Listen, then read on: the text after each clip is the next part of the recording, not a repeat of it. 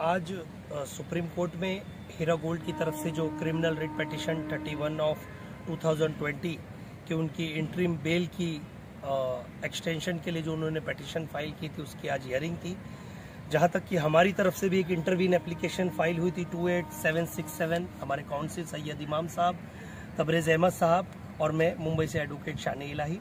हम लोगों ने भी इंटरवीन फाइल की थी और हमारी यही मांग थी कि जितने इन्वेस्टर्स ने अब तक कंप्लेंट की है उनका जल्द से जल्द उन्हें अमाउंट दिया जाए।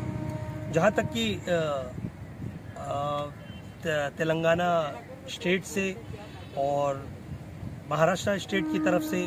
जो लॉयर्स अपीयर हुए थे उनकी भी डिमांड यही थी कि जितने इन्वेस्टर्स लाइक मुंबई ईओडब्ल्यू में 478 एंड तेलंगाना में कुछ 400 के आसपास 450 एक कंप्लेंट फाइल हुई है, इनका पैसे देने की बात तो हुई है। जहां तक कि उनके लॉयर थे बंसी साहब, उन्होंने कहा कि हमारे पास बहुत सारे इन्वेस्टर्स के आईबीजी नंबर नहीं है, उनके प्रॉपर डॉक्यूमेंट्स नहीं है, हमारा डेटा अभी तक रिलीज नहीं किया गया है, जो हमारे कंप्यूटर सील किए गए थे। तो साथ ही साथ जो बंसल साहब की बेंच थी उसमें ये ऑर्डर दिया गया है सबसे पहले कि इनकी मांग थी कि इनके ऑफिस डिससील किए जाएं, तो ऑफिस डिससील करने का ऑर्डर दिया गया है। अकाउंट डिफ्रीज करने का ऑर्डर ये दिया गया है और आईओ जो आईओ होते हैं इन्वेस्टिगेशन ऑफिसर को, उन्हें काउंटर सिग्नेचर करके ये चेक्स को डिफ्रीज करके अकाउंट में सबमिट करने कहा गया है। अब देखते हैं, अगली तारीख जो है एक्सटेंशन की 19 अगस्त दी गई है और बहुत अच्छे से आर्ग्यूमेंट हुआ, सभी लोगों की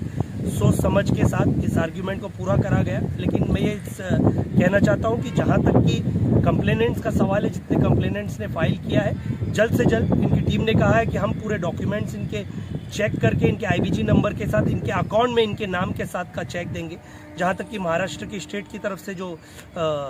साहब थे उन्होंने भी आर्ग्यूमेंट में यही कहा कि अगर ऐसा नहीं हो रहा है तो ईडी द्वारा जो 21 करोड़ रुपए सीज किए गए हैं तो ईडी का चेक दिया जाए या फिर आरटीजीएस किया जाए। ऐसे बहुत सारे चीज़ों पे आर्ग्यूमेंट हुई। अगली डेट जो है 19 तारीख है। अब 19 तारीख के अंदर हम देखते हैं, और भी हम इसमें इंटरवीन अगर लोगों को करेंगे तो हम जज साहब को बता सकते हैं कि और भी ऑलरेडी इन्वेस्टर्स अपने डॉक्यूमेंट ईओडब्ल्यू और साथ ही साथ कंपिटेंट अथॉरिटी साथ ही साथ सुप्रीम कोर्ट तक का दरवाजा खटखटा चुके हैं और हमें न्याय की पूरी उम्मीद है। जय हिंद साथी।